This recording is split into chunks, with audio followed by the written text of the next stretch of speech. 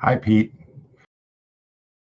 I apologize. I am literally just walking into my house. I had to run down to convenient care because I decided to take a chunk out of the tip of my finger. Always useful.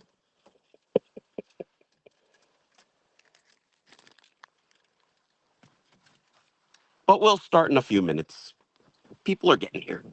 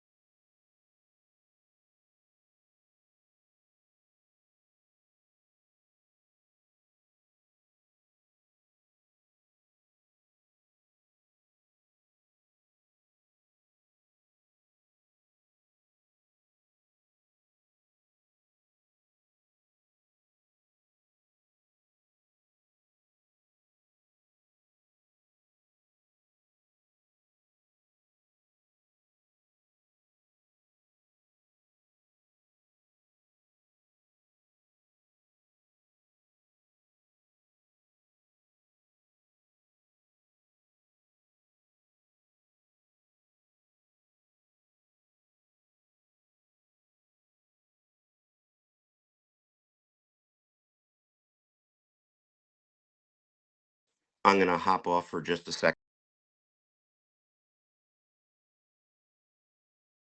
Be back.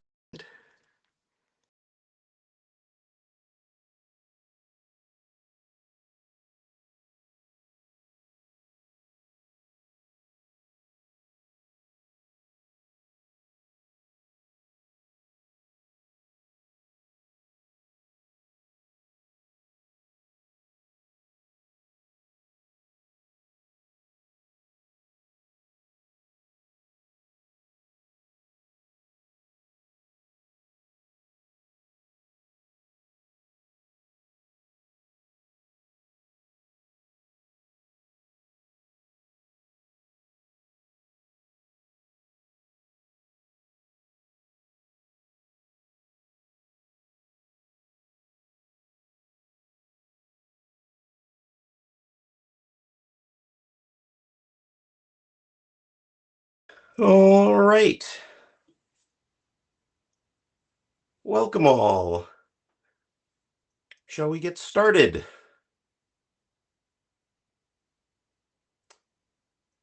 Let me just check who is in the room here. Lucky 13 of us.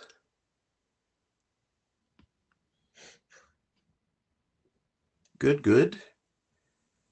So we already got word that Richard is running late. He went and double booked himself at the beginning of the meeting, so hopefully he will show up later. And we also heard that Braun's got to take off early. So, we'll try and go back and forth. I believe Braun is sending me slides right now. So as soon as I have those, Excellent. I'll stick them in the tracker for people to see. Very good. So a reminder for everyone, this is an official IETF meeting. Therefore, you are agreeing to follow IETF processes and policies. And this is our standard slide for doing so. There's a nice little thing you can scan to go take a look for all of this fun stuff online. But please know that you are under the Internet Standards Process, RFC 2026, RFC 2418, the Working Group Guidelines, and the Code of Conduct and the anti-harassment procedures and policies. If you have any questions about this, feel free to give a yelp, let us know. But in any event, we are operating under those guidelines today. So,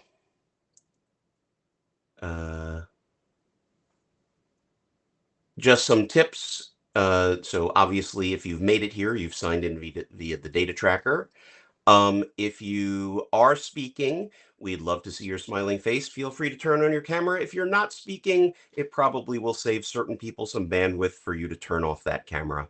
If you've got a headset, please do go ahead and use that if you don't have good echo control on your microphone. I don't think there's anything else on that. And there are some URLs.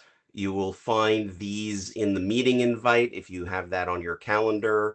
You will also find it in the message to the list, which describes all the fun stuff. So, as far as minute taker, does someone want to scribble notes for us? Just in case there are actual things we want to bring to the list and say, hey, we're going in this direction?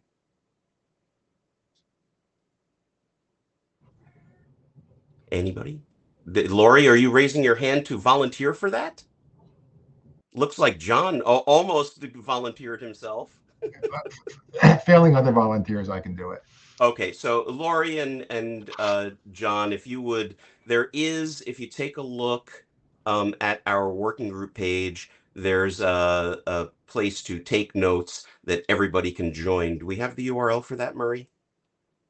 As he scampers around looking for that. Take just a moment. I'll find it. I have it many tabs Okay. here. So Murray will paste that into the chat room. That's the easiest way for everybody to just be able to log into there. And if Lori or John write down something that you didn't in fact say, you can go and fix it. So there you go. Excellent. Thank you, Lori. Good. And beyond that, we have a very simple agenda for today. So we have completed our little administrivia. We have the message instance document, which Bron is going to talk about. We've got draft Clayton, which hopefully Richard will make it for some of this, but Bron is prepared to talk to us about if need be. And then we've got all other business after that. Hopefully we can get done in a little over an hour, but we have plenty of time scheduled, so we can take what time we need. Good. Any questions? Any bashes to the agenda? Anybody have something for all other business that they want to add right now to remember it? And I will scribble it down. Lori, is that an old hand?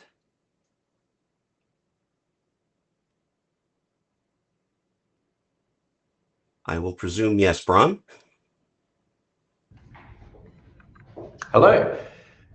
So the message instance has mostly been merged into draft Clayton DKIM 2 spec now. Richard stole all my work and merged into his document. So which is fine, but yeah. I was thinking more in terms of the discussion of the particular topic, since that seemed to be hot rather than the particulars of the document that it's in. I'm very happy to discuss those topics. Good. All right. Anything else with regard to the agenda, or do we let Bron start yammering away? All right, Bron. Would you like to share your own slides? They should now be in the tool. Thanks. Why not? I will. Let me. Bron is asked to share the slides. Well, how do I say yes? I think I have to stop sharing these slides first. Yeah, I suspect so. They keep moving the buttons on me. Here we go. No.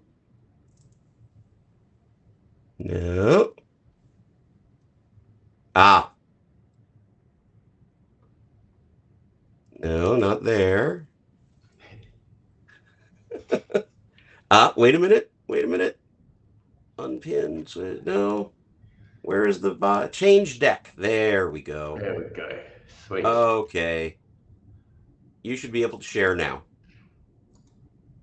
All right, so if I, okay, so I've requested slides, which is fine. Okay. And now where do we approve? Murray, do you see where to approve?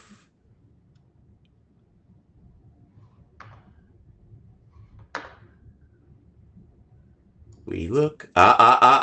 Is it there? User. Pass slides control there. Oh, no, wait a minute. Not to Barry. To Braun. Where are you, Braun? Voila. All right. Sweet. The floor is yours. So you can now see these. Thank you. So these are the slides from Richard. I have looked at them briefly beforehand. So this describes what message instance, the purpose of message instance, which is to snapshot each version or instance of the message from the original composer of the message or sender of the first copy of it through to the final recipient. And it's designed to capture anything like a rewrite through a mailing list or anything that adds additional footer information, forwarding, or changes headers as well. So you can see how headers were changed. In particular, if the from header got changed for DKIM1 alignment, then it's very nice to be able to see what the previous version was, even though you can usually tell to get the exact version that allows you to then verify DKIM2 signatures and indeed DKIM1 signatures on previous copies of the message as it came through. The controversial item here, I think, is the cryptographical hash of all the header fields with the DKIM1 relaxed algorithm. Mostly the DKIM1 simple algorithm for the hash of the body is pretty acceptable and normal, and it also allows us to work pretty well with the oblivious signature work that's being done elsewhere in IETF. The header fields, on the other hand, I imagine is going to be something that we'll talk about quite a lot through here. It uses the same algorithms that were used in DKIM, so you can reuse a lot of the code that's already there. It doesn't specifically say here, but the header fields are sorted alphabetically and then from the bottom up. So each header field name gets sorted in that order. Murray, did you want to talk about something here? Just a question about what if this list ever needs to change? Like if we decide that later on there's a header field we would think should be included in this exclusion list because it makes signatures too unstable. Do we have to update the document? I'm wondering if we should instead go with some abstract guidance about this type of header field should not be included. And here are the criteria by which you should select this in the future. Just a suggestion. It is impossible to do that and also not list what you signed. So this says that you don't list what you signed, and so you can't change it. It's what we choose here gets locked in forever unless we list the things that were signed. If there is something that's too complex to deal with, then you need to either describe it in the algorithm or strip it out before sending things on if it's something that's required. Obviously, you have problems. Dave. Hi there. We talked about this a bit back when I was visiting you. And there is, as I think was noted back then, a sort of inherent challenge of either explicitly listing what's included or explicitly listing what's excluded. The core requirement is that whatever the signer, the hasher, the creator of this is doing has to be known deterministically by the receiver. And by all receivers. I'm sorry? Not just by all future receivers, not just by the next hop. Right. Sorry. Yes. But as Murray points out, the potential for change is something to worry about. And that was what was driving some of my concerns in the discussion with you. And the assumption that the list that's provided here is absolutely the right list is about equal to the assumption that this list is wrong, which is to say we don't really know. We do know that lists like these, on the average, in situations like this, turn out not to be quite enough. Either they've got an error in them, or they're not complete enough, or things change over time. And so not providing for any change to this list over time is essentially guaranteed to be a problem.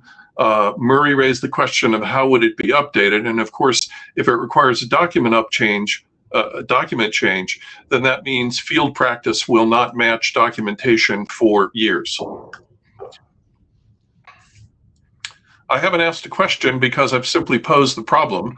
What came out of the discussion we had and some of the online discussion about how long the list might be if it's inclusive makes clear that this doesn't have a straightforward, cheap, and accurate solution. It does, however, need solving. And by the way, at a minimum, and I don't think I saw this in the document, but if I did, if it was there and I missed it, I apologize. The rationale for this specific list, which also explains why not to include other lists, would be a bare minimum starting point for discussion, in my view.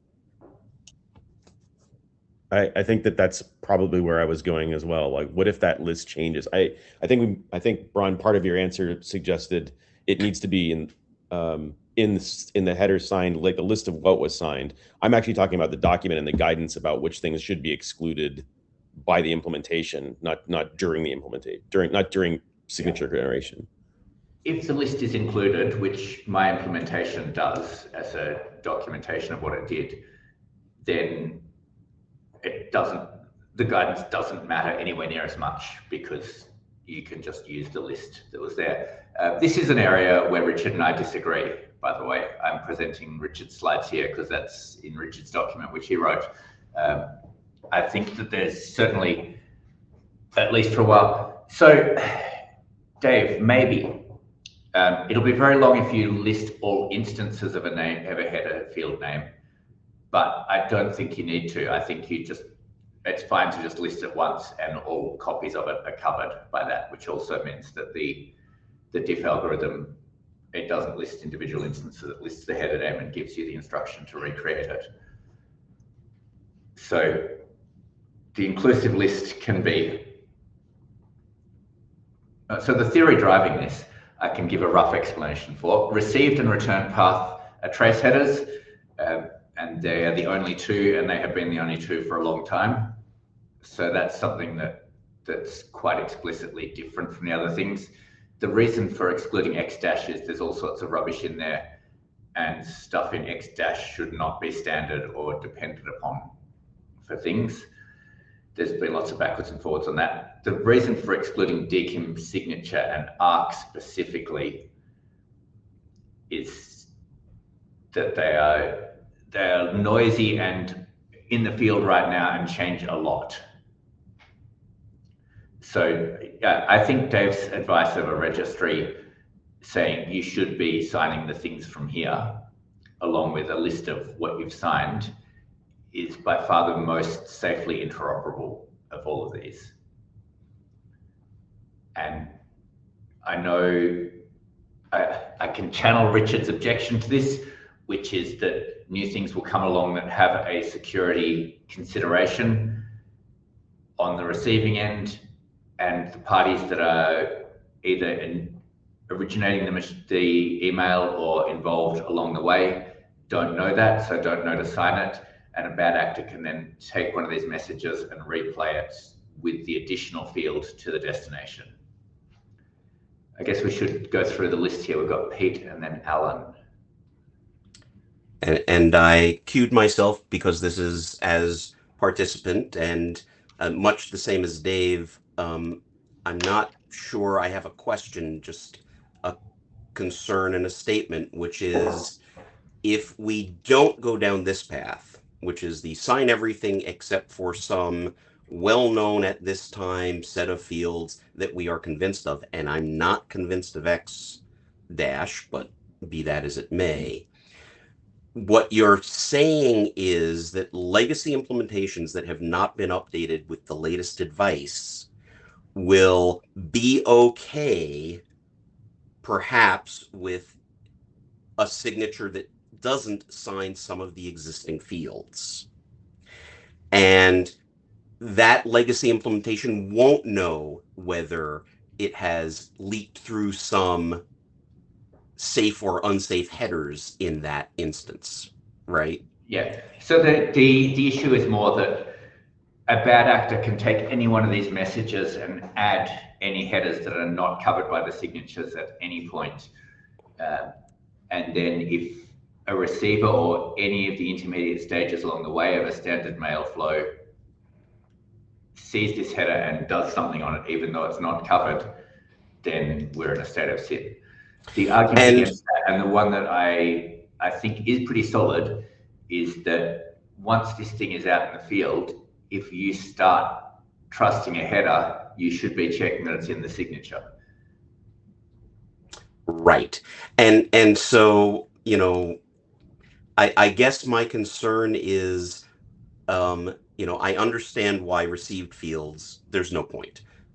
You know, intermediate SMTP servers should be adding receive fields, and so signing them as not going to be added later is silly. And I understand DKIM signature, and maybe I understand ARC. But if anything in the middle decides to start adding header fields that eventually may be interesting to someone down the line, and that is ignored, that can be a problem. And I'm agnostic about how we go with this, but I think we have to make a call on which end of this, and I hate to call it security spectrum because it's more than security. It's, you know, all sorts of things that could be done with these headers. We have to make a decision on which end of the spectrum we're on. Yeah. So acknowledging that this is an area of contention, I'd like to present the rest of this. Let's go through the list first. Alan's still here to speak, then I'd like to present the rest of it. We can come back to this if that's okay. Alan. Yeah, that's fine. You touched on my comment at the end there. Yeah. All right. So recipes to undo the changes to the messages. So yeah, if it's unchanged, then you've just got a single message instance header field because the instance hasn't changed in any meaningful way. Systems that change the messages provide a way to get back, and there's examples of that have been sent out to the list.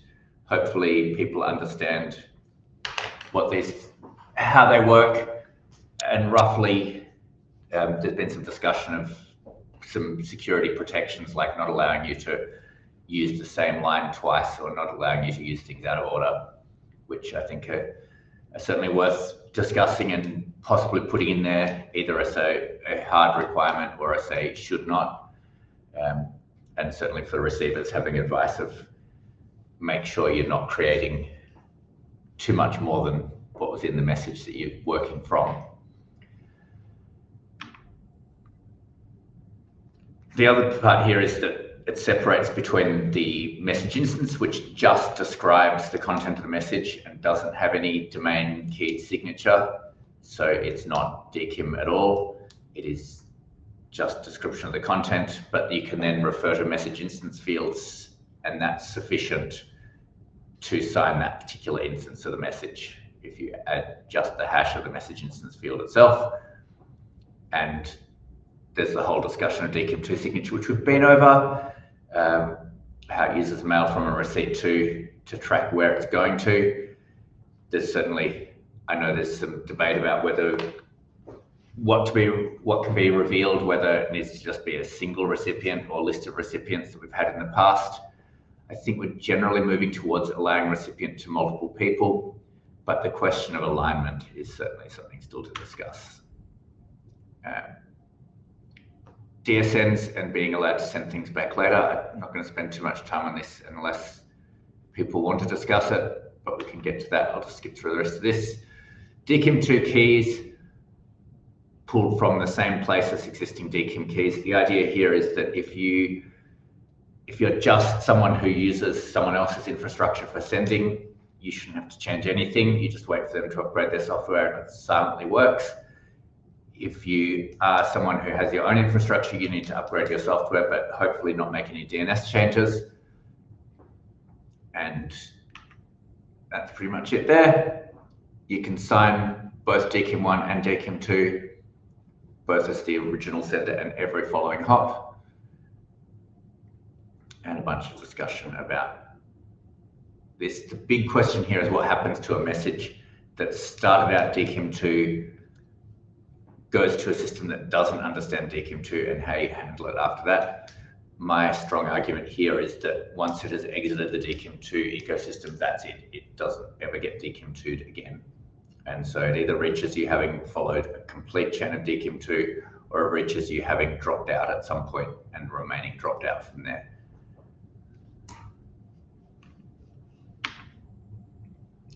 There's been just recently some discussion about, rather than using the key value storage with lots of base 64 encoded fields, to base 64 encode a single JSON blob instead. I did an implementation test of that for myself.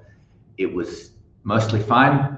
I still had to base 64 and wind up double base 64ing the signatures, the hashes of the body and the headers, just because otherwise there would be a binary value, and binary does not round trip in JSON.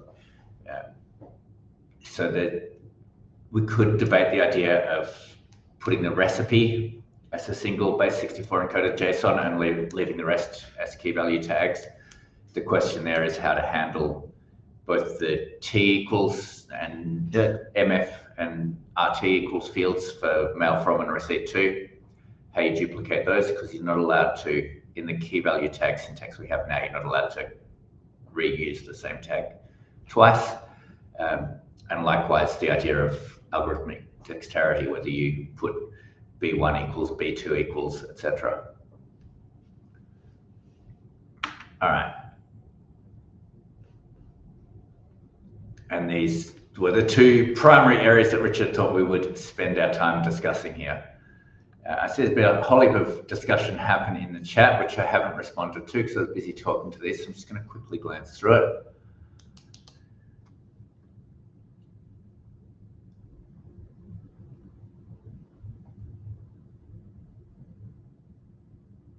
All right, there's no, yeah. I think, reading the chat, because I'm participating in it too, there's still discussion of this what are we signing issue, which apparently Richard didn't realize was going to still be contentious, or maybe it's the second option here. People don't like signing all the header fields. So one thing that is important to note here about the signing of header fields is that you can't start signing later in the list without,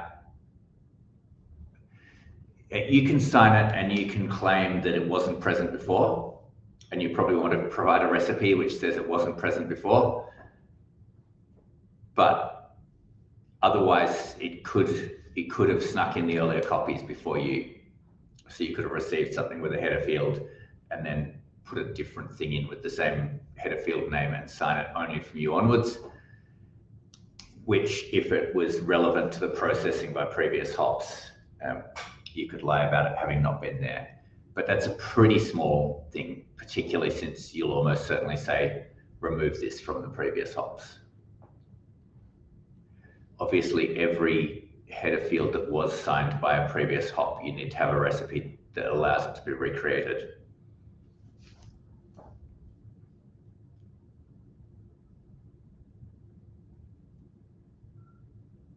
The queue is open, folks. Open and empty.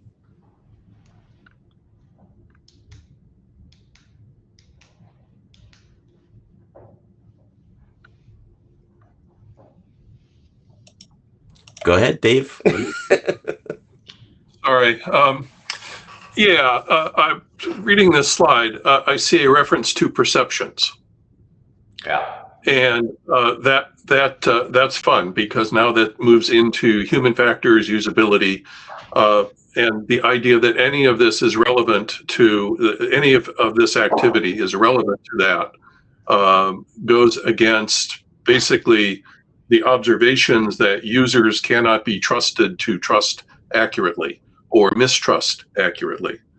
And whereas filtering engines can do quite an excellent job, and having a tool like this providing better information to filtering engines would be great. But that's not about perceptions. That's about protocol engine filtering. Yeah, I mean, I'm pressing this point. I also think that perception may be the filtering engine's perception of the message as well. It doesn't we shouldn't use. I am in this case. I am trying to interpret Richard's intent when he wrote this. Right, I'm taking exception to it because the issue of human factors permeates this topic generally. People tend to think this stuff is about improving user behavior, and language like this feeds that, in my view, error. And it's really important to be a lot more careful about this. And so I wasn't faulting you. I was faulting and I'm not necessarily faulting Richard per se, but rather the pattern of slipping into this kind of language that is really common for this space. And in my view is really distorts the discussion of what to do and how to do it and why to do it. Yeah. Noted and agreed with. I would say what I think Richard's trying to say here is that as a sender signing the headers that you think matter, or the header fields that you think matter, you can't cover all the header fields that the receiving system thinks matter. And so a bad actor, knowing that you send something that only covers certain header fields, can take your message and replay it, having added things that the recipient system will do something with. And the protection against that is for the recipient system to ignore or strip before processing or whatever any header fields which are not explicitly covered by the sender's signature. And so that is a place where bugs could creep in if the receiving system is not clever enough to do this. So that requires any receiving systems that handle DKIM2 and treat an existing DKIM2 signature that passes as meaning anything, then need to be updated to also have their handling of any header fields that are not covered by the DKIM2 protected against getting additional trust from that DKIM2. Something like that. Alan?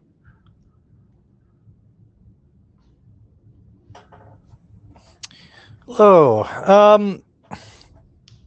So yeah, I mean, I agree that when you don't know what the receiving system is going to care about,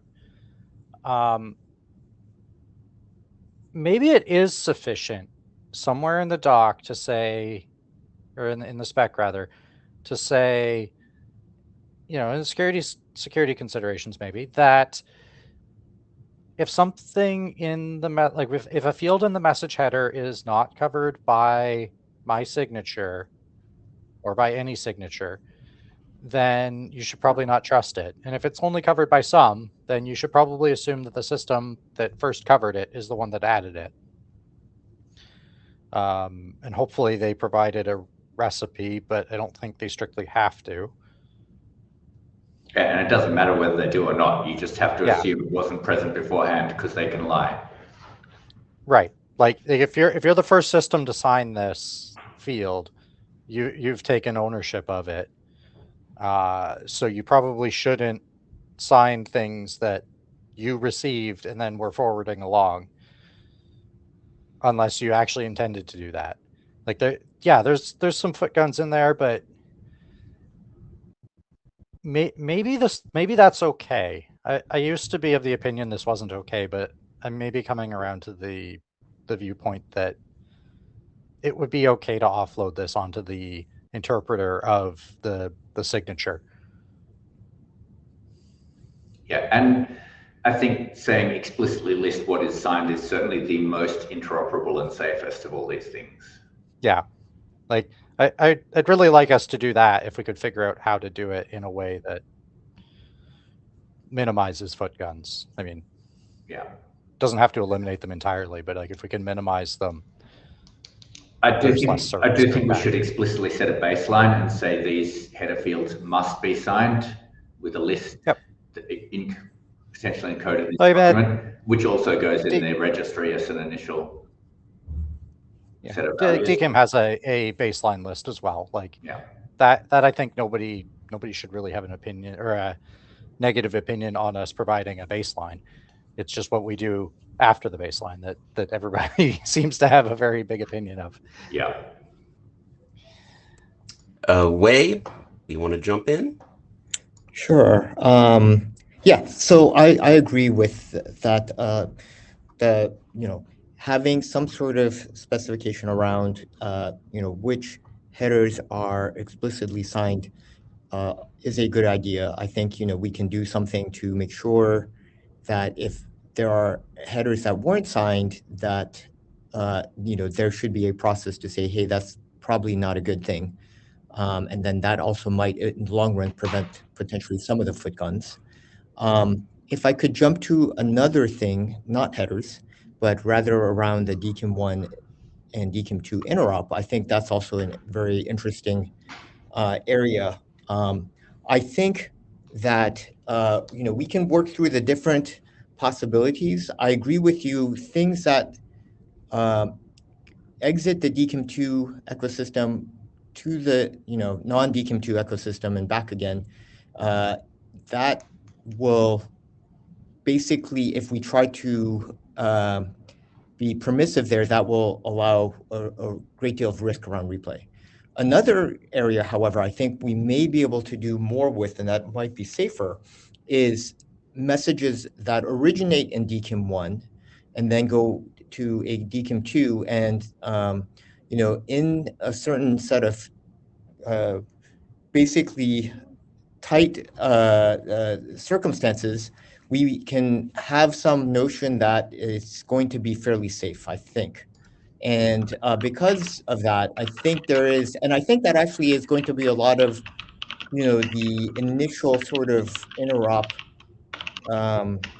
where we can help a lot with DKIM 1, right? There's going to be a set of messages that are DKIM 1 that was sent to us, and then the DKIM 2 forwarder basically has to worry about it, and then the subsequent downstream is DKIM 2, and that's a scenario where I think DKIM 2 can actually provide a lot of benefit, and it's worth thinking more about how that would work.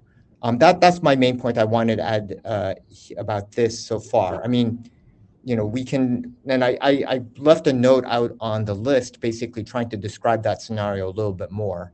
And I just wanted to just at least in this discussion here, point out that I think that scenario is something that we should continue pursuing. But happy to hear if other people have different opinions about interop and other scenarios. Should we maybe finish out this topic and then talk about the interop way, and maybe you lead the discussion on that? Right now, or yeah, just because there's a queue with a bunch of people, including Richard, who's here now, and I'm worried about us trying to keep two separate conversation tracks if we have.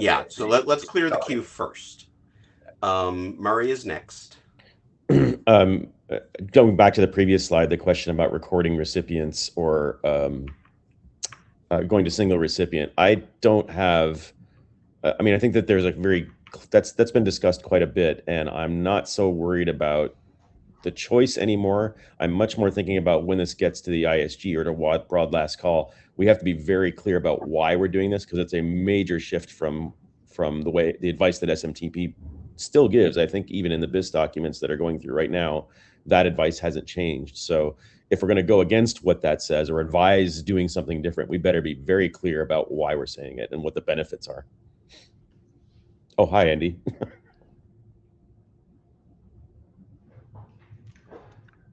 Hey, I'm so sorry, Murray. Could you repeat that first part that you said? If we're going against the grain of ... SMTP, Of what SMT, is it that we're going against? Yeah, SMTP has advice in it. I can't remember it verbatim, but it has to do with if you are able to do multiple recipients to one destination, you really should.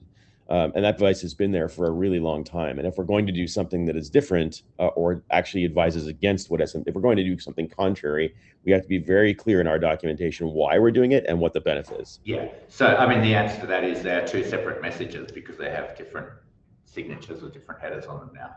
But, so they're no longer the same message. Richard, welcome. Okay, my sincere apologies for screwing up my my calendar and double booking myself. But, since I wrote most of these slides, I think I know what I've missed. I wanted to talk about the headers. Basically, all of this business about shooting yourself in the foot, there are many ways in which you can do this. People do it. I see people producing bug bounty things just this week about whether or not things were signed and sending them in to us in order to try and make some money off us. It is so much simpler. It's less code to sign every header. There's no reason not to sign every header. It doesn't cost you anything.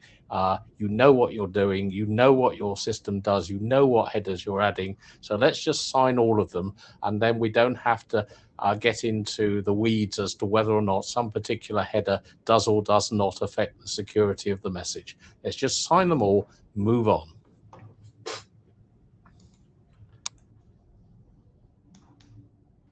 Go ahead, Dave.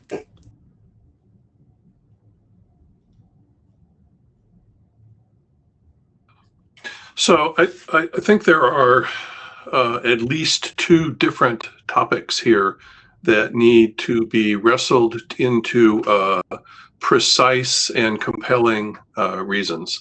The first is what the purpose of signing is. There's various kinds of language that have been used about the reason we are concerned with having header fields that are not signed. None of which have clear operational effect, but a whole lot of emotional appeal. The idea that somebody can inject a field that might be taken as having security effect and be allowed in because it wasn't signed sounds completely compelling emotionally. Because we know that people will try to do that sort of thing and they're bad people. So we don't want them to do things because they're bad people. We don't actually have any evidence that it's a problem. And so let me stress that for any argument about actions that should be taken for this topic, there needs to be a compelling, demonstrable history that shows it's a real problem that needs solving. That's the security-related concept argument that I would like to put forward. The second one is the mechanics of signing. We need to make sure that a signer and a validator are working from the same list. And in every proposal for what to do, we need to have an explanation of how we can be sure that the result will be that they have both worked from the same list. We also, of course, need to make sure that it is, besides being accurate, is sufficient in performance and efficacy. The just sign everything is nice and simple. No question about that. The question is whether the distributed environment of the internet is consistent and safe enough to ensure that the receiver is going to know the same list that the signer used. And that's just one example of the challenge for a simplistic approach here that doesn't include having the message carry its exact list of what is included or its exact list of what was excluded. I'm done. Sorry, Dave, for the notes, just a clarification. You said that if the rule is sign everything, the recipient still has to work off the same list. And I wasn't sure what you meant there. That didn't track for me. The premise to the sign everything model is that the receiver will know what the everything is. which is to say that nothing has changed in the message as it has gone through handling over multiple sites, possibly through multiple administrations and multiple technologies handling the message. So Okay, got it. Thanks. it seems to me that the safe solution here is indeed to sign everything and include the list of everything that you signed along with the signature. And then if the receiving system gets it and comes up with a different everything, then the receiving system has enough information to know, hang on, this message has been tampered with, and reject it. But it can also tell what happened. And so having that duplicate, as Richard is saying here, of what's supposed to be everything allows you to then check, was this signed correctly but has had extra crap added to it, or is it completely fake, which are two different things. Michael is next in the list.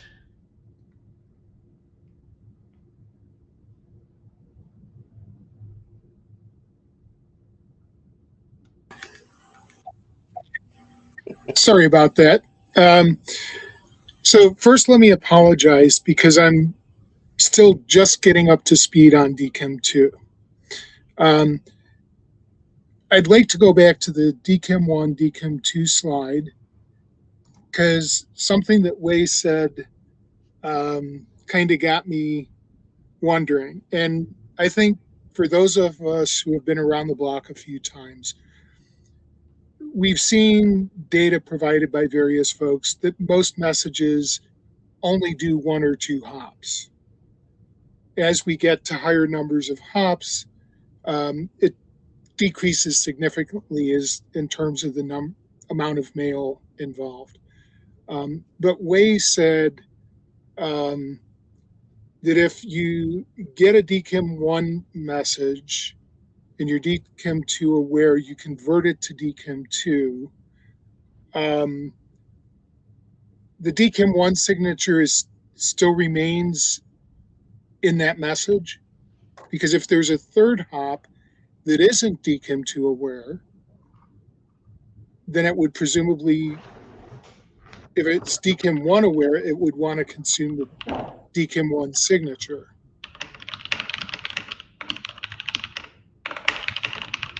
Wait, go ahead and jump in with the answer here, but I think explain what's going on, but I think we're going to defer this discussion until after we kind of drain the queue on the last. Sure. Maybe I'll just do a quick description. So my thought there was basically, yes, we're presuming that the DKIM 1 and the DKIM 2 signatures will coexist, and then basically, if the forwarder sends to a DKIM 2 compatible receiver, then you can potentially take advantage of the DKIM 2 forwarders, say the message instance, the recipes, basically do the DKIM 2 handling that, what DKIM 2's main capabilities are. Yeah. Can I give a specific case here, Wei, that I think is probably one of the biggest and most important ones, which is you are a DKIM 2 aware mailing list. You received a message with a DKIM 1 signature that was correct and valid when you got it. You're forwarding it on to other people. You're making modifications along the way, changing the from address, adding a signature.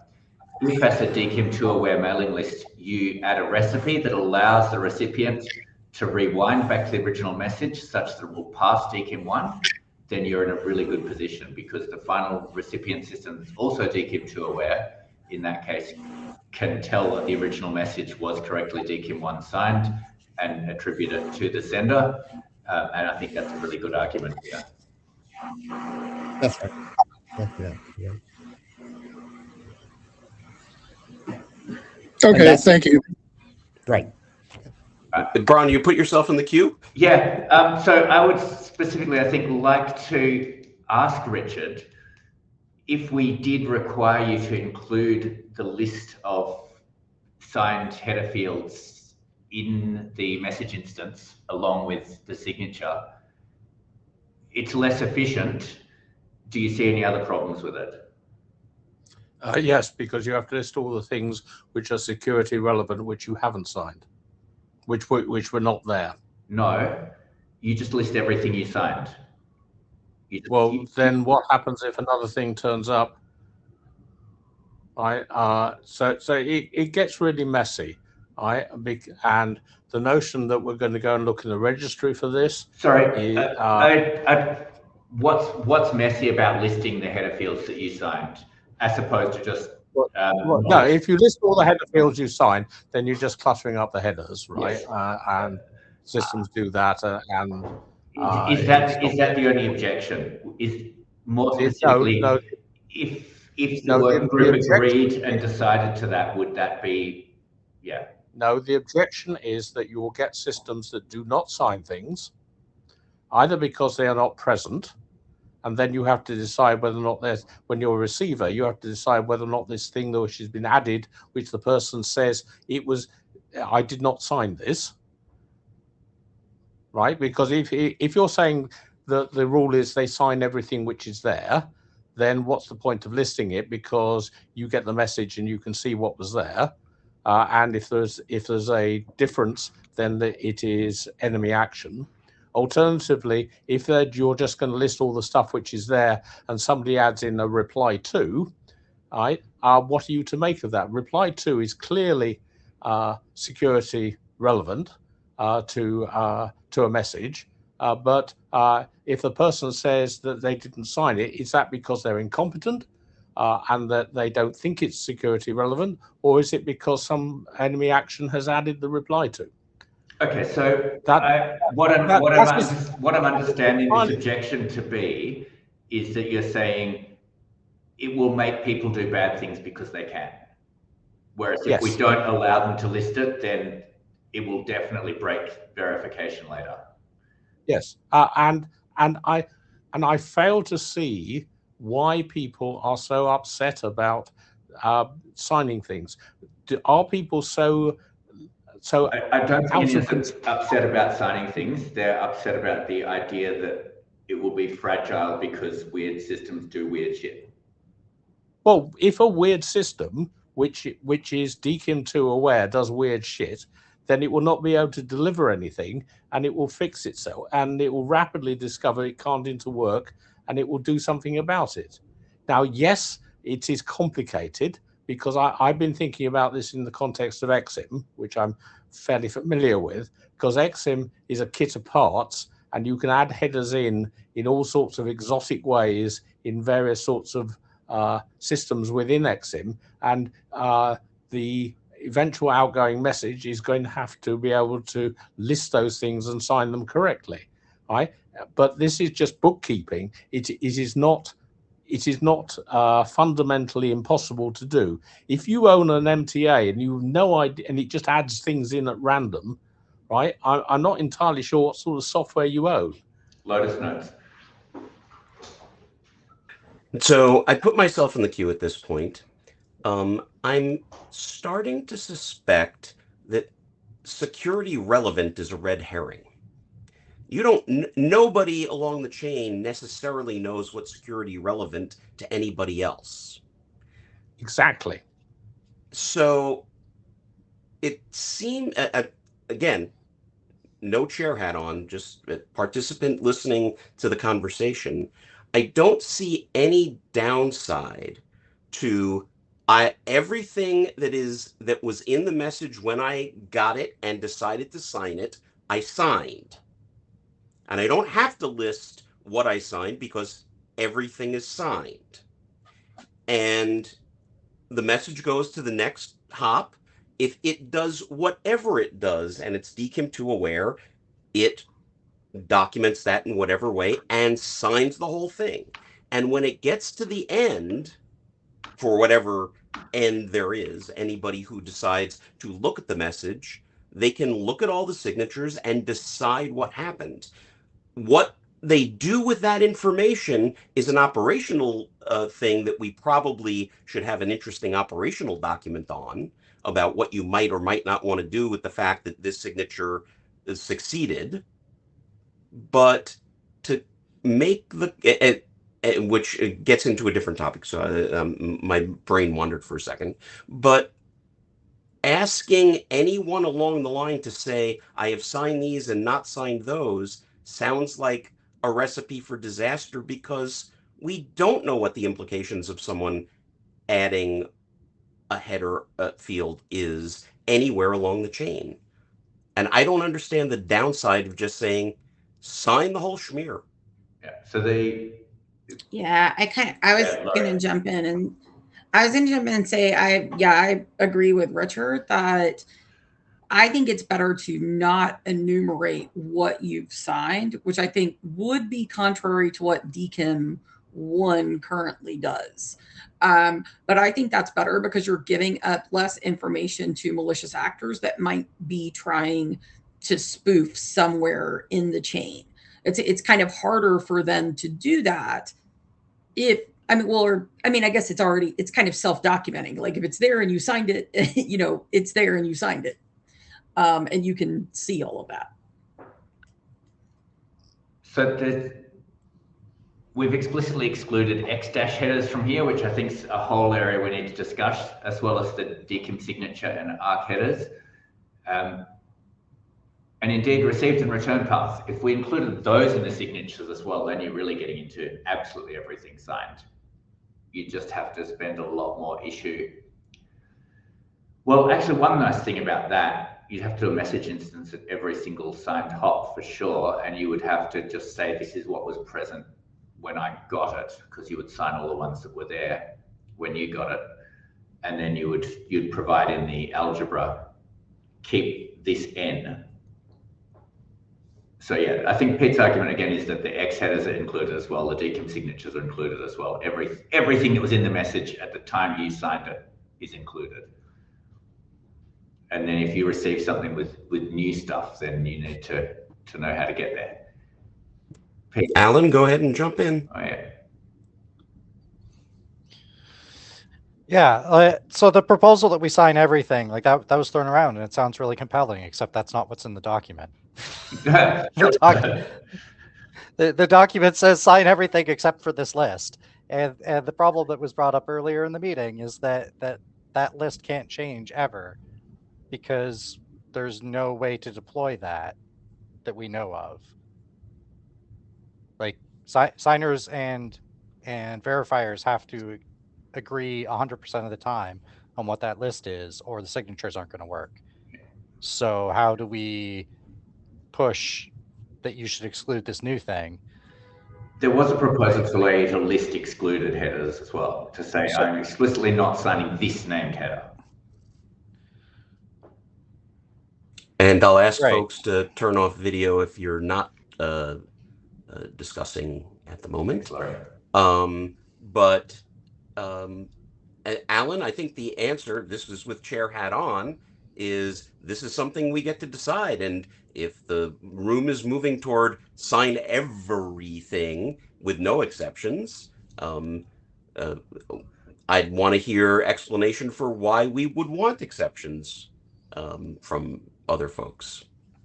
So a reason for not signing DKIM signature and ARC sets is that now you have to do DKIM 2 after you do DKIM and ARC, assuming your system does all three. And so that's limiting and probably not useful. I mean, I don't know. I guess maybe it's okay. But like it definitely limits the architecture, because you have to insert DKIM 2 signing at the end or it won't work. And then the X headers was just because like there's a lot of garbage there and it's all mostly irrelevant. And so adding any kind of authentication to it is pointless. So why bother? But I mean, yeah, that's a less good. That's a very weak argument, isn't it? Well, but that's basically the argument that has been made. There's really no other justification for explicitly excluding them, right? Like nobody would DKIM sign those today, even though they're sending them, and they have the flexibility of signing them. And DKIM 2 forcing you to do that is maybe a little bit questionable. Dave, you want to jump in? Well, want might be overly stating it. Go ahead and jump in, Dave. So the enthusiasm for just sign everything continues to do a hand wave for how the validator knows what's on that list. And one of the comments was, well, you have the list there. And the trouble is, no, you're an arbitrarily large number of hops down the path with an arbitrarily large number of places that might have changed the message. And so how do you know what the specific set of header fields was that constituted sign everything for a given signature? I do not understand how that is achieved in a reliable and accurate manner across the arbitrary behaviors of multiple independent implementations and operations. And let me suggest that before the sign everything model is quote unquote adopted, that there be a very, very explicit documentation of how real operation is successfully conducted by a validator.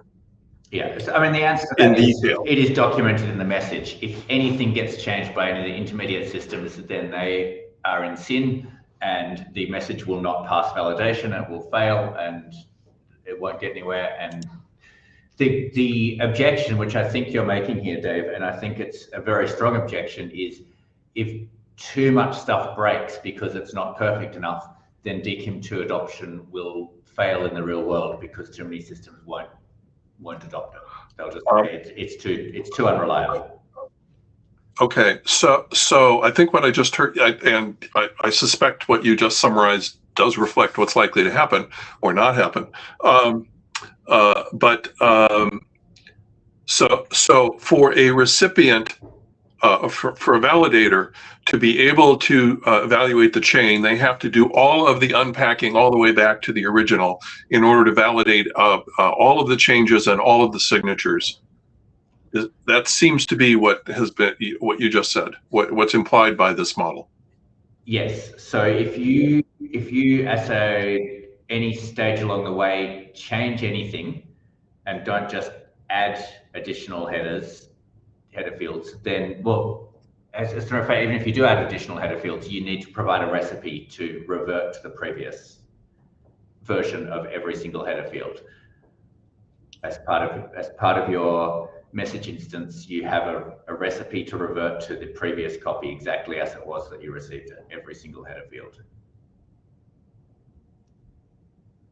Richard, do you want to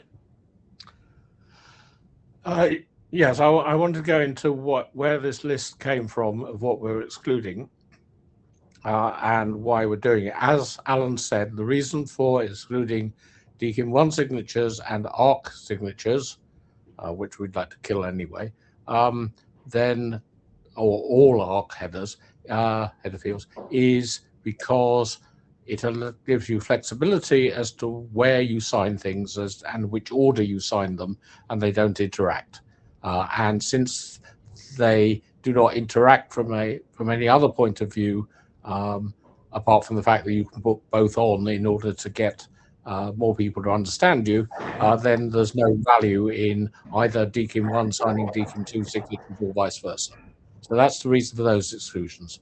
The reason for excluding received is because all systems add received, and or at least they're meant to, and we do not believe that there are any security properties in terms of presenting messages to users by which received headers are present. Reason for excluding return path is because it is kind of historical. It is labeled as being a trace header. DKIM 1 excludes trace headers explicitly, and in fact, if you read the spec for return path, there shouldn't be a return path sitting in your message until you have final delivery anyway. So you're in a state of sin if you're handing around messages with that in anyway, but it's a trace header, so let's leave it at that. Now, the reason for excluding X-headers is because it was argued to us very strongly by one of the major handlers of mail on this planet, who said that they spent their time passing mail between one system and another inside of their systems. And as they did that, they tended to add in X-headers, and to make all of their systems DKIM2 aware, rather than just the machines at their boundaries, would be extremely expensive and would delay their implementation of DKIM2 for some time. Now, since X-headers are deprecated, thank you, Dave, and there shouldn't never be any more, and because there are no X-headers which are standardized by the IETF, and because in practice, if you look at real X-headers, they're almost invariably encrypted messages by mailing systems to themselves as to what they've done with messages, sometimes encrypted, sometimes in plain text. They're basic. They are in general trace headers. They have no real meaning. They have no meaning outside of your own boundary because the person down the line just doesn't know what they mean, and therefore they never do anything with them. About the only exception to that I can think of is X-face, and X-face I don't think has been in the least bit common in emails in 20 odd years. So basically, in order to get buy-in from people who are pushing mail from within their organizational boundaries through machines which are not necessarily DKIM2 aware and may not become DKIM2 aware for some time, we said, well, okay, we'll exclude all the X-headers, and that way you can just pay attention to what the mail looks like as it comes in and what the mail looks like as it goes out of your system, and just leave it at that. And that's the reason for the exclusions.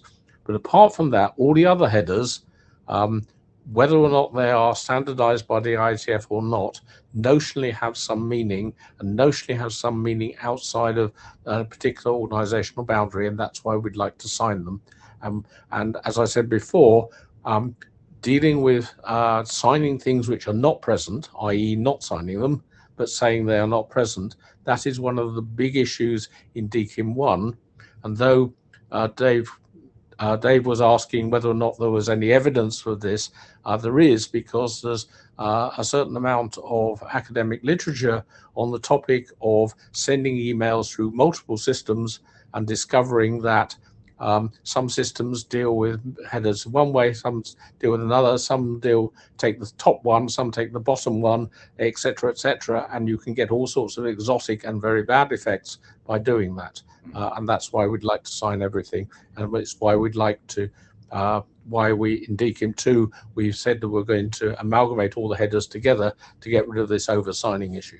Yeah, that's covered already by requiring, even if we listed the names, that every single instance of the same named header is covered. So that's not so strong with that. The X-1 is a relatively weak argument because it's short term.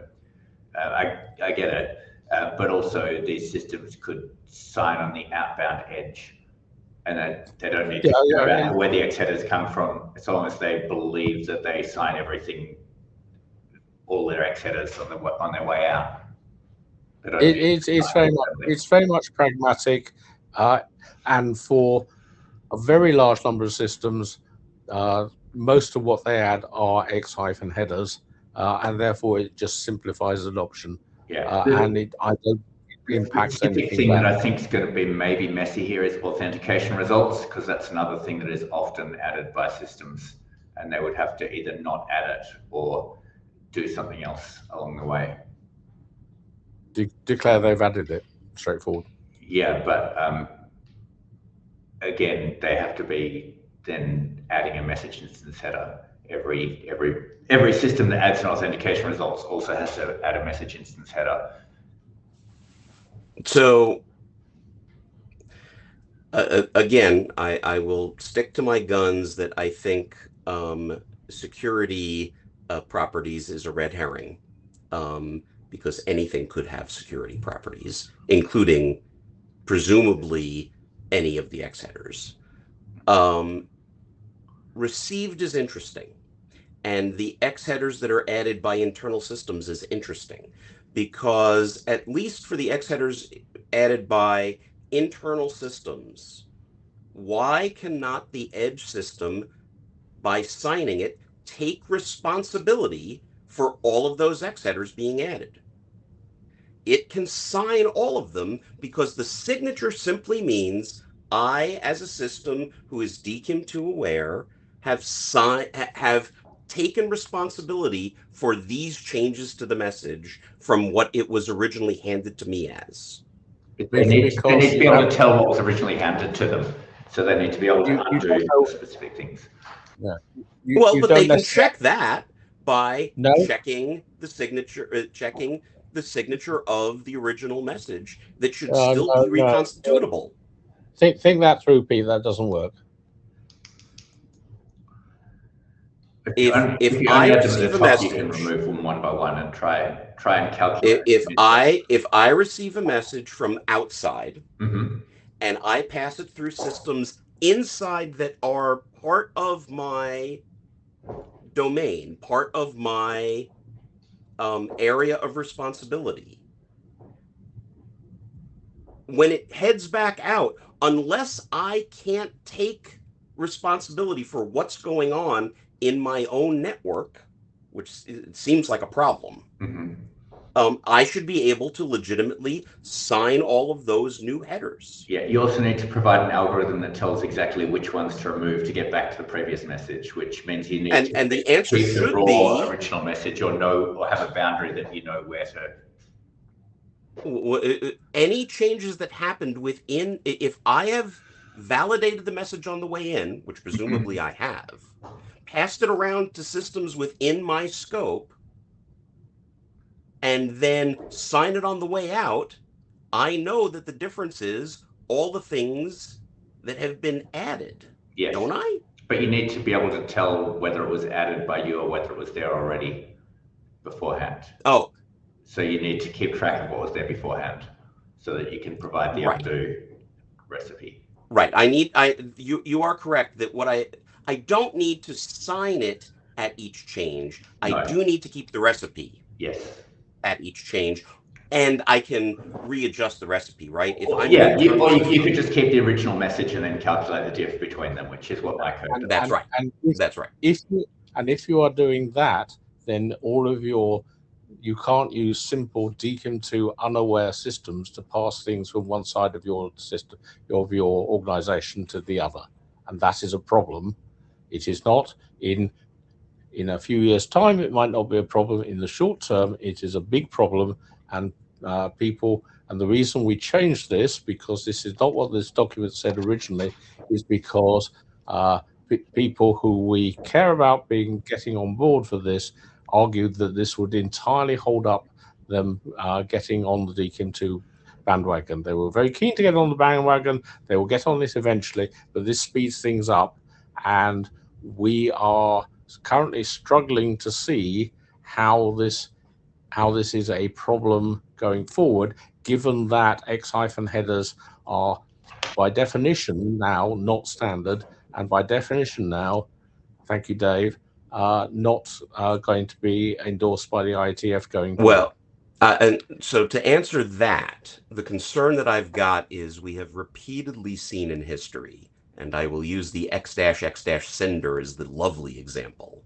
We have repeatedly seen that someone introduces an X-, someone else figures out how to parse it, and then does fun and interesting things that were not expected with it.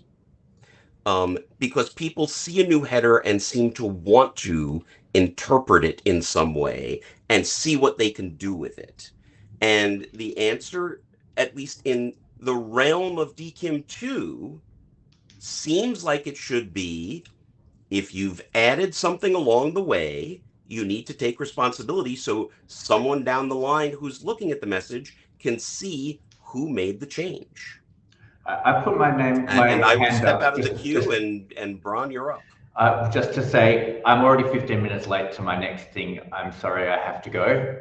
Thank you, everybody, for your spirited discussion on this, and I look forward to reading the minutes and seeing the rest of the video later. Goodbye. Well, thanks, Bron. And Dave, you were next in the queue. Oh, and Bron abandoned his slides, so I will try and put them back up here.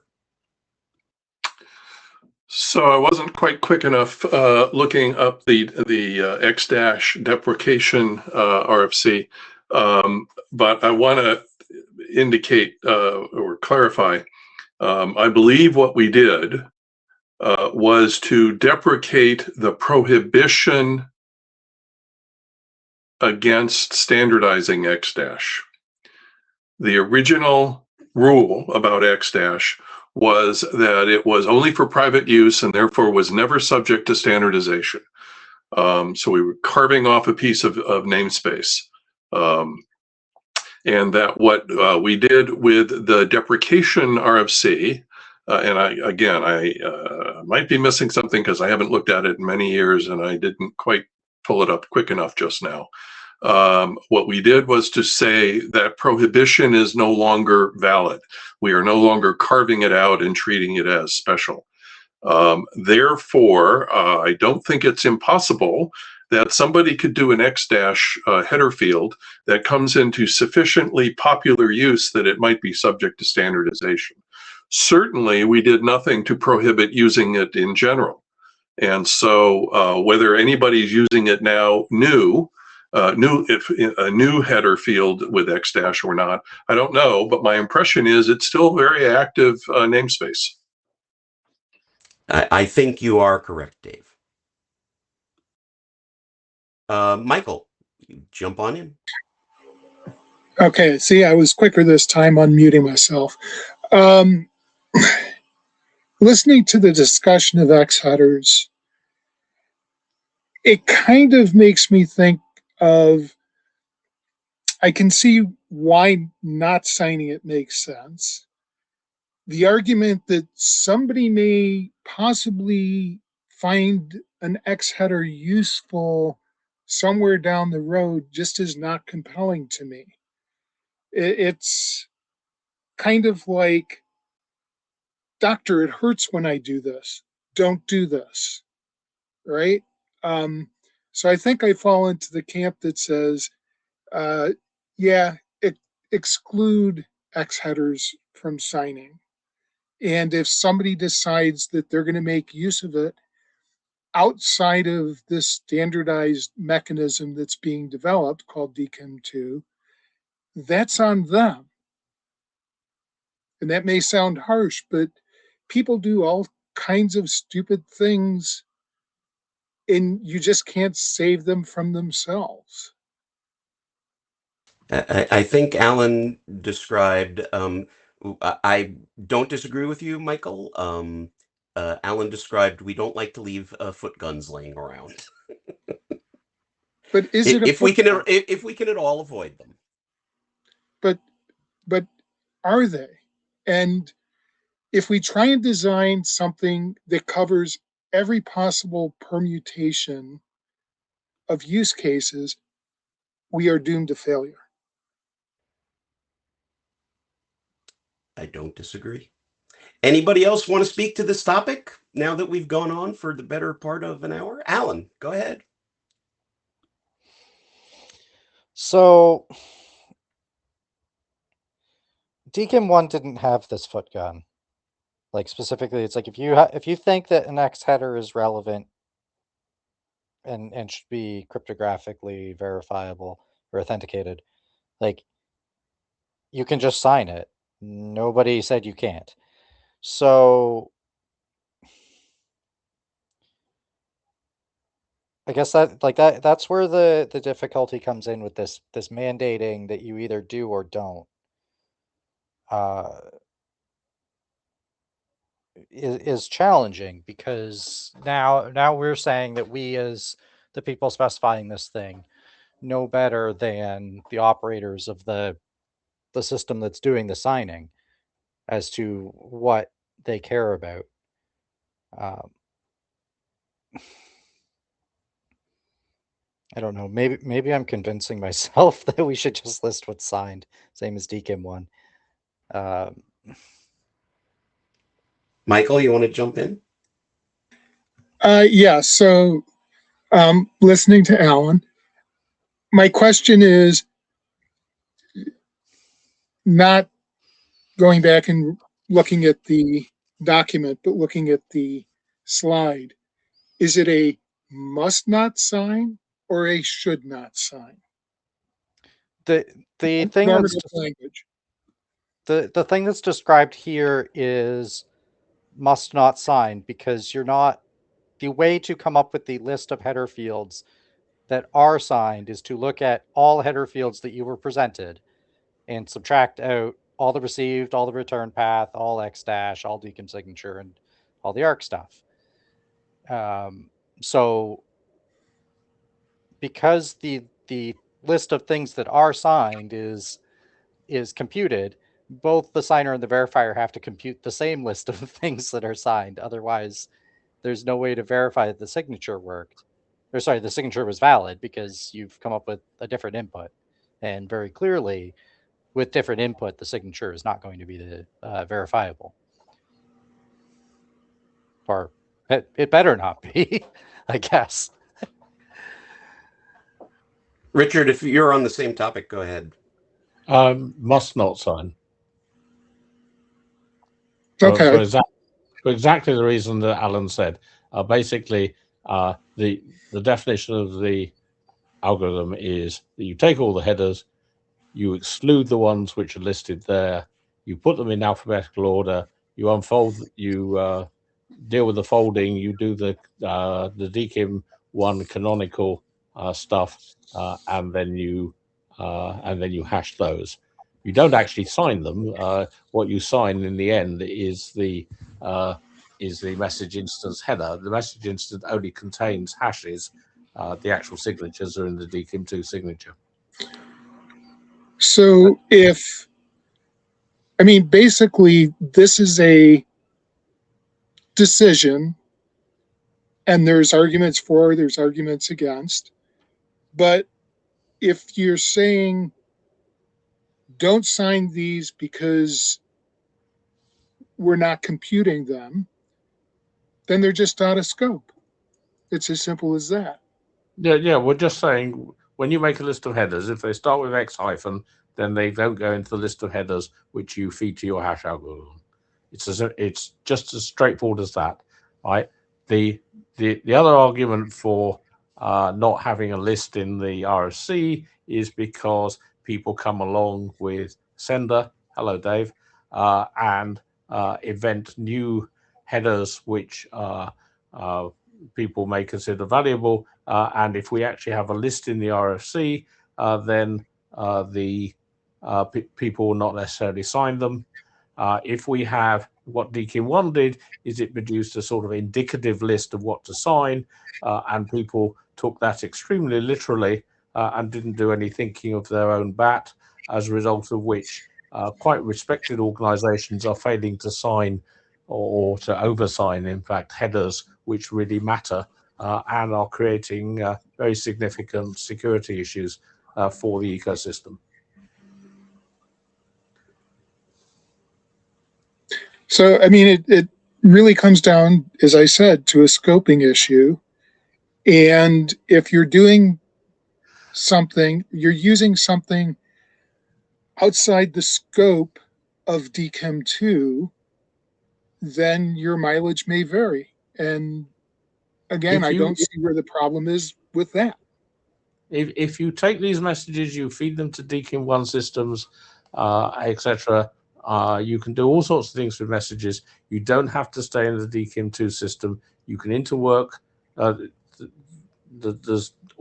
There's a slide on the interworking, right? This is orthogonal to existing systems, to existing view of what you are taking in, right? If you are putting in X headers for yourself into your own messages, because you want to recognize your messages when you get them back, or because you want to do things like be able to unpack messages in your abuse team to see whether or not somebody is making a spurious complaint and has forged the message which they wish to deal with, which in my day job is a real practical issue, right? Yahoo puts X-headers in, which are cryptographically signed, which mean nothing to anybody other than Yahoo, in order for us to be able to recognize our own messages when we see them.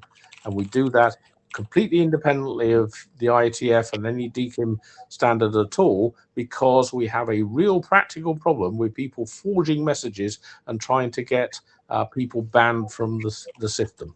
Right, that's the real world we live in. So we use X-headers for our own purposes. What we don't expect is anybody else to be able to decrypt them, understand them, or do anything with them. And if you get them incoming, by all means delete them. They have no meaning to you. Oh, okay. So let me make a chair interrupt at this point. And I tried to float Murray an offline message, but he can jump in as he sees fit.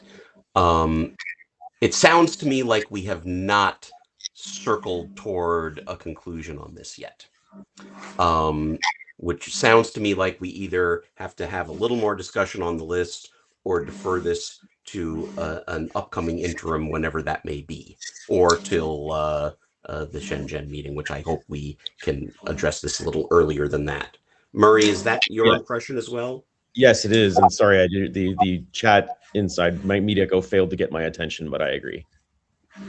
Could I just put in one other option? Yeah, go ahead. Which is move forward with the way that it is currently. Once there is some working code, then people can start seeing what's happening in the wild and to what extent it is or is not an issue. That's absolutely a possibility. And we can document that in the current document, is that we're deferring the final decision on this yet, in the draft, and want to see if people can do a little interoperability testing offline or at the next hackathon or what have you. But either way, it sounds like we're going to need some more discussion, and maybe we do a little seeing how this operates in the wild first. With that, I think let's close this part of the discussion. There are two other things that I would like to get answered before we go home today. One is, does this group of folks think that Draft Clayton is in a sufficient position that we can bring it on board, at least as a working document for the working group? Or I guess more to the point, does anybody think it is not in sufficient condition to do that? And the other topic for me is, since the JSON topic blew up on the list, I'd like to know whether anyone wants to talk to that today. We have about a half hour left. Michael, did you want to talk to that, or is that an old hand? That's an old hand. Alan, go ahead. Okay. I think I can quickly give my 2 cents on both of those questions. I think the draft is in a reasonable state for adoption. I don't think it's anywhere near ready for publication at this point, but I think directionally we've talked a lot about a very fine detail in the doc, but like directionally, I think it's moving in a place that seems to have a decent amount of agreement. On the JSON thing specifically, I haven't had a chance to read it. It's a very recent development. So I think it needs more discussion. But that's fair. I don't think that needs to block adoption at this point. Does anybody have any concerns about adopting the document while we're on the line? I mean, obviously we'll bring it up on the list and make sure that there's no objections, but since we're all sitting here, anybody have any concerns about adopting it. Richard, do you have a concern about adopting it? Yeah, at the moment, I can just hack it around without worrying about what anybody else thinks. I just change it. You will lose Obviously, that freedom very quickly if we adopt. yes, I understand that. Equally, I think we're, apart from the JSON thing, which was a little bit out of left field, and then almost all the rest of it, I think we're the people who've been talking about this for some time. We're pretty sure we're on the right path. Little details need to be sorted out. Yes, there are things like header fields where there is some disagreement. There is still some concern about exactly how DKIM 1 and DKIM 2 aware systems are going to interoperate. Equally, I don't know if you mentioned this because I missed the first 20 minutes of the meeting, I'm sorry, but Todd is working hard on a document which is going to address exactly that sort of thing, which is good advice to people who are going to implement it. So it's not a specification issue, it's an advice as to what local policy, right, this wonderful phrase, what local policy would be sane for you dealing with these things in order to not throw all your mail on the floor, or alternatively take stuff from bad guys and treat it as being good. So from that point of view, I think we're getting there. On the JSON issue, I think it is a neat way of dealing with some of the complexity which people wish to add in terms of the way in which we've had to put in tags in order to deal with multiple signatures, multiple hashes, in order to give us some algorithmic dexterity, which is very important in a world where people may suddenly be able to factor RSA. That I think is done neater in the JSON. I think that the recipes can be made to look neater in the JSON. I think some of the ideas about signing all of the MIME parts and so forth would be a disaster if we didn't do it in the JSON. I think it would be a disaster if we do it in the JSON as well. My concern is solely that I am not a JSON expert, and therefore I think we need to be careful to not make some assumptions about ordering and JSON structures and so forth, where it actually matters to us that things are in an order, and we have used a JSON construct which is not ordered, and therefore we shoot ourselves in the foot from an implementation point of view. Everybody implements it making an assumption. The JSON people, the experts, come along and say you just done something really silly. Equally, Hannah, I don't know if she's on this call or not, but has been reading the stuff very carefully, and she's absolutely right. We want to have receipt 2 and so forth in the DKIM2 signature fields. She's absolutely right. We can't do that because of the character set issues, and we have punted. And John Levine has promised to write us a nice paragraph to say how we're going to deal with this, but we have punted all the EAI issues. And again, EAI is going to be much easier to explain if we put that in the JSON. So I think the JSON is a good way forward. It would be nice if we thought of it a year ago, because I think we'd be more sort of accustomed to it. It's just a question of documenting it carefully enough that we don't end up almost published and people say, hang on a moment, you assume this is ordered and it's not, and therefore your hashes aren't going to work anymore. That's my that's my concern. I appreciate it, and I'm not expecting us to come anywhere near a conclusion today on the JSON because it's just too new. It just came up. So again, anybody else want to talk about document adoption at this point? I'm not seeing screaming and yelling, which is good. I appreciate that. Are there any other topics other than this JSON proposal that people want to pipe up about before we wrap up? And I'll ask for any last few. Murray? Andy, did you get your question answered in the chat? Which question? Is the I proposal to wasn't sign the watching the JSON chat. like Is the proposal to sign the JSON? I'm sorry.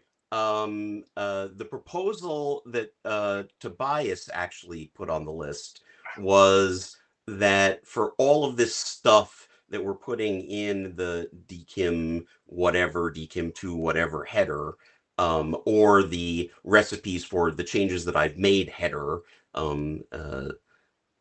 that we describe all these things in JSON, base64 it, and that makes it a very easy to sign thing. And it can include things like EAI and other shenanigans that are trickier to include in an RFC 822 legitimate header. Okay. I was getting a little worried about signing JSON itself. No, nothing along those lines. This is simply a maybe we should give up on being cute with the data format to fit it into headers and put it in a JSON block, base64 it, and jam that in a header, because it would be straightforward to do so. Yeah, and also I think some of the stuff to do with ordering and so forth disappear, because essentially the JSON blob itself is there, and we hash the contents of the header field, and therefore even if you put the JSON in a different order, you just get a different hash, but it's the same message and it's semantically the same, and there is no difficulty for anybody. So we don't have to spend our time writing lots of detail about how to hack around the JSON, because you're just going to plonk the JSON in and then hash that. Yep. So anyone else want to speak to this?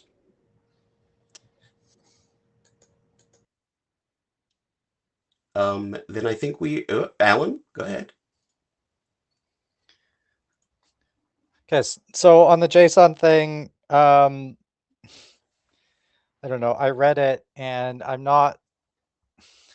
don't super love adding another layer to the parsing turducken that we have. I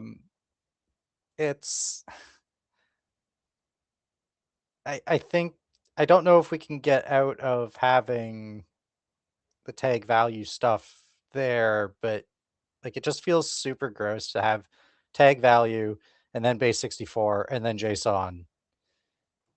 Like,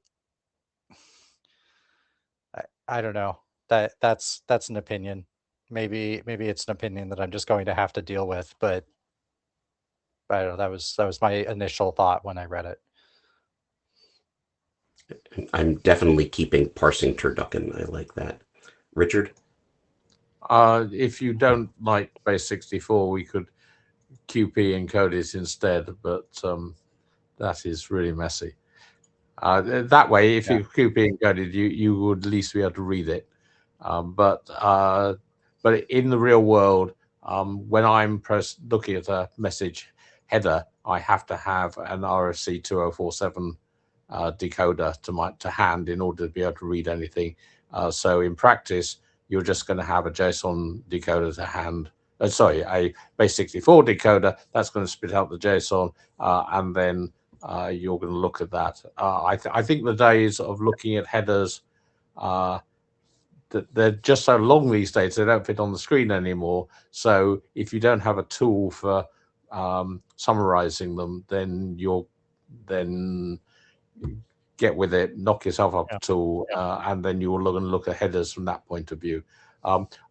There is real value in looking at headers and being able to read them and so forth. In particular, matching up the mail from receipt to in order to understand how somebody has messed with the message, a message which has failed or which has a security problem or whatever. You are going to want to read those headers in order to be able to assess as a manual process what bad guy did what where, because then you're going to point to that particular signature and you say, I hate you, I am never going to take a Christmas card off you again, and you are going to assign a bad reputation to that particular signature, and that is what abuse teams do.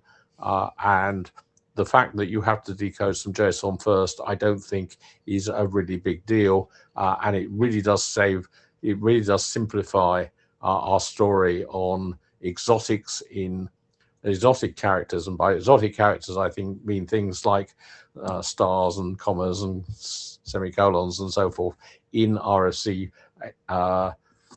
whatever the number is these days, from headers. It also mail from headers, and it also simplifies our story when the AI people come knocking and saying, hang on a moment, stop being mean to people in South Asia. Yeah, I absolutely understand the motivation, and I don't have a better option to propose, but it just, I don't know. It's a lot of different formats all together, and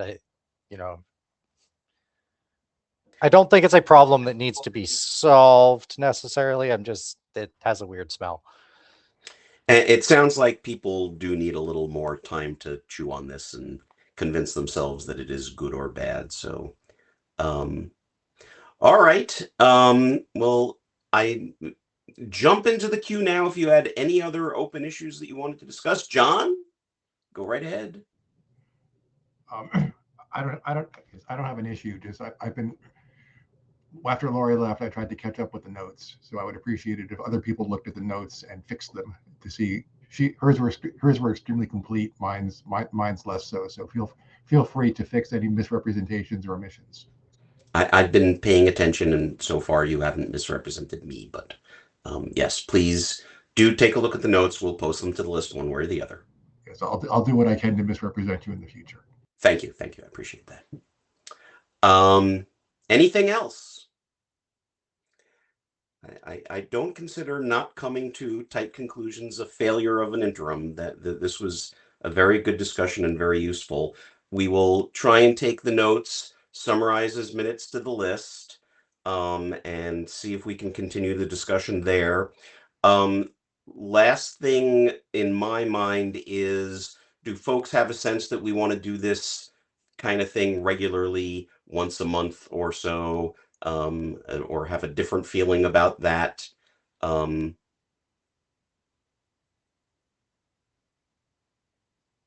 People are tired after an hour and 3/4 and don't want to talk about anything. John, go ahead. Yeah, I think we should wait until after see how much progress we make in Shenzhen. I think at that point it'll be easier to, it will be more evident whether we need interims. Fair. Michael? I kind of agree with John, but I also think interims are useful. Not heavily attended, and so it's useful for getting people on the same page. Yep, absolutely. Anybody else have thoughts? Can Alan? you refresh at least my memory? When is Shenzhen? Shenzhen is the third week of March. It is March 16 through 20. I don't have a strong opinion on having an interim before then. I think that's maybe a reasonable amount of time to wait and then try to schedule something afterward. All right. Anybody else?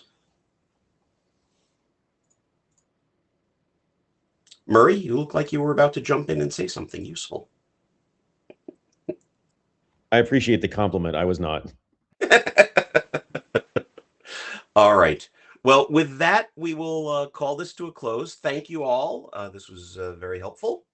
And we'll post to the list. Sounds like the sense of the room is meh to an interim sometime before Shenzhen. And but we will see if anybody jumps up and down on the list and says, no, we really should. Thank you, Andy. And thank you, Lori. Oh, and thank you, Lori, who has escaped us. Yes, but she did a fabulous job on the notes above. Please feel free to review the notes and make any edits that you think are appropriate. It is open to everybody. Yep. All right. Thank you all. Talk to you on the list.